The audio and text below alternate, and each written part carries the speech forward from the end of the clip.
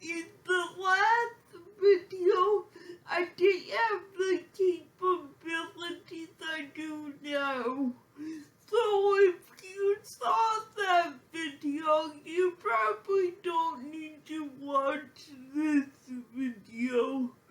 But I just wanted to redo it, cause I'm a bit of a perfectionist, and I just felt like I needed to redo it.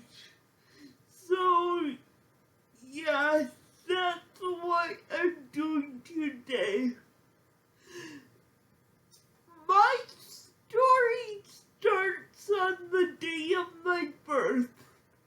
Of course, everyone can say their story starts on the day of their birth. But something happened on the day of my birth that would set the course of my life.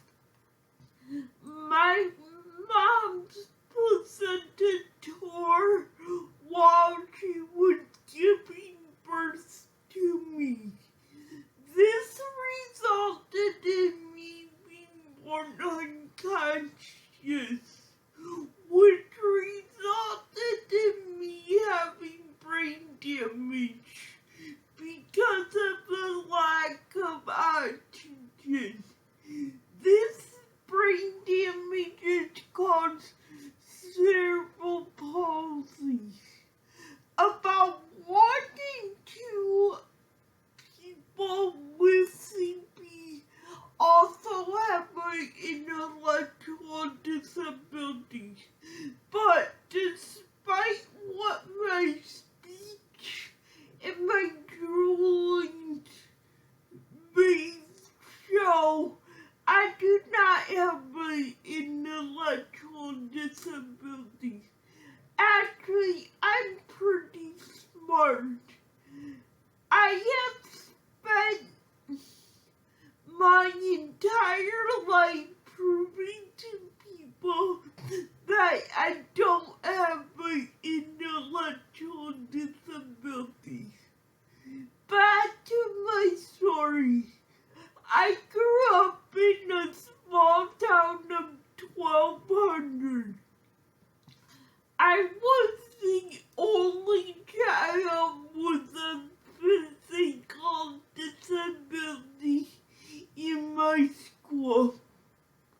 I didn't even know someone with a disability like mine until I was a teenager. In college I excelled. I was always on the dean's list, and the professors doted on me. They and I thought I was going to do great things in my life. It never occurred to me that I would have trouble getting a job. But when I applied to jobs, reality hit. I couldn't get a job because of my disability. I applied to over 200 jobs, and I didn't get one offer. So then I started drinking, because it just became easier to be drunk all the time than to face life as someone who couldn't work. Like many alcoholics, I drank all day until I passed out, and then I got up and did it all over again. I didn't have a job to go to, so I sat at home and drank all day. And I would have continued on like that until I died. But I had a social worker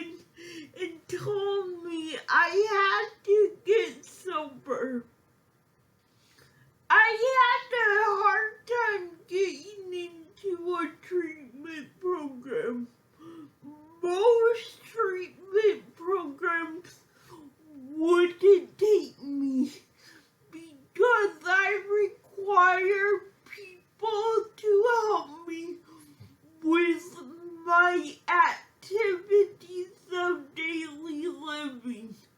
Activities of daily living are things you probably take for granted, such as taking a shower or getting dressed. I require help with those. I was fine with not getting into treatment. At this point, I had no intention to stop drinking, so I was fine with not going to treatment.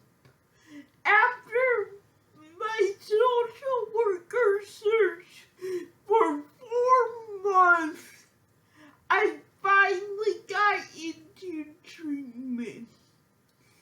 It was at a nursing home. It was for people who couldn't go through regular treatment for one reason or another. But I still didn't want to stop. I accepted I was an alcoholic, but I just didn't want to stop. I drank while I was in treatment, and as soon as I was out, I went right back to drinking. After a few months of drinking back at home, I went to another treatment, but still I didn't get it, and I went back to drinking as soon as I was home. Also, while I was drinking at home, I went to the hospital close to 20 times. See, remember the vulnerable adult laws I mentioned? Well, they say if anyone finds a vulnerable adult heavily intoxicated, they are legally required to call the police. And the police are legally required to send them to the hospital. Yeah, the hospital really didn't like me back then because I was taking valuable resources away from other patients. So after 2 failed treatments and no sign of me stopping drinking, my social worker didn't know what to do. And at this point, I thought I would continue to drink until I died. And I was okay with that. Then an opening in a group home came up, and my social worker suggested that I go there. I was very against this. I wanted to continue drinking. I didn't want to go somewhere where I couldn't drink. Finally,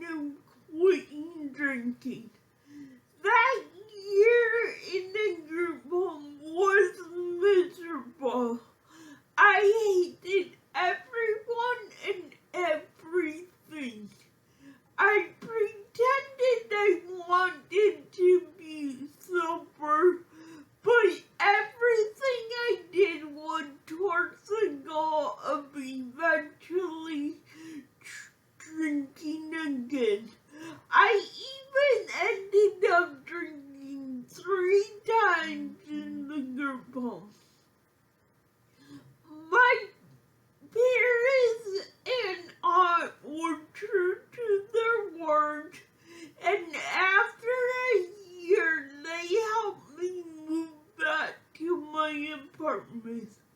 The day my dad helped me move into my apartment, I looked him straight in the eye and I promised him I was done drinking, knowing full well that as soon as he left, I was going to go out and get a bottle. Well, he found out the next day when the police called him and told him they found me passed out in my apartment. He drove the 3 hours to come get me, and he told me that he wanted me to go back to the group home. But it was still my choice. But he threatened if I didn't go willingly, he would take me to court and have me declared incompetent. Even at this point, I still had the goal of drinking again. And I knew full well that if I went to court, there would be no chance of me drinking again. So I made another deal with my dad. I would go to the group home for 6 months, and then he would help me move back to my apartment. So we agreed. Still, at this point, my goal was to drink again. And then the pandemic hit.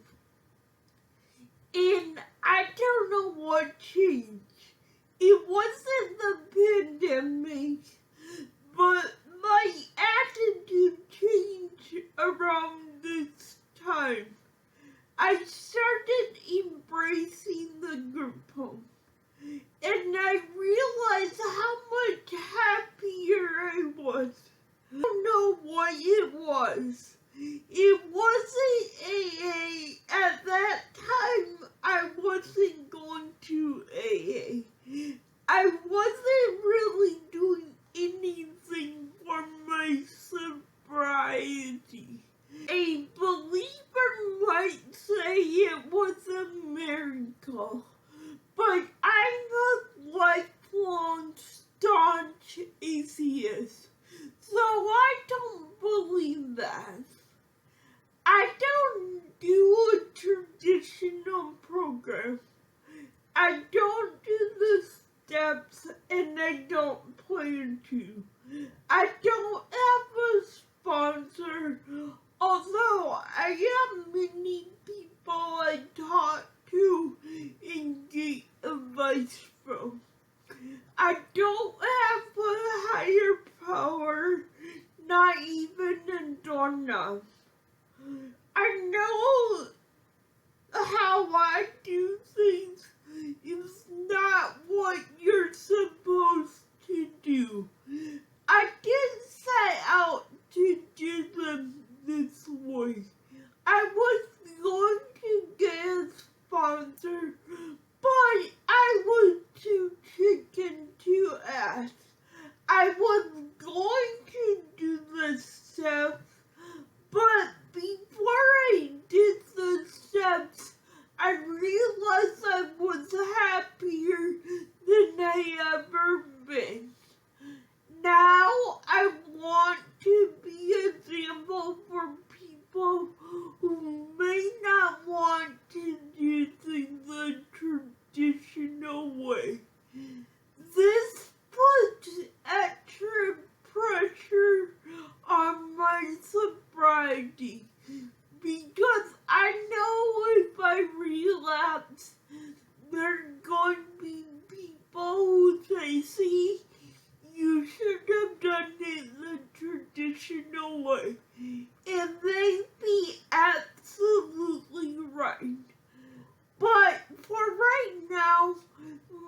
life is great. I've never been more happier in my life. If things change, I'll change the way I do my program. Well, that's all for today. I hope you got something out of my story. I think my story shows that sometimes life doesn't work out the way you think it should. Sometimes your worst fear becomes the greatest thing that happened to you. My worst fear was to move to a group home. I went kicking and screaming. I thought my life was over when I moved to a group home. But in the end, it turned out to be the best thing for me. I've never been happier in my life, and it's all because I moved to a group home. Well, if you like my content, you know what to do. I'm not going to tell you. Thanks for listening. I really appreciate it. Have a good day and goodbye.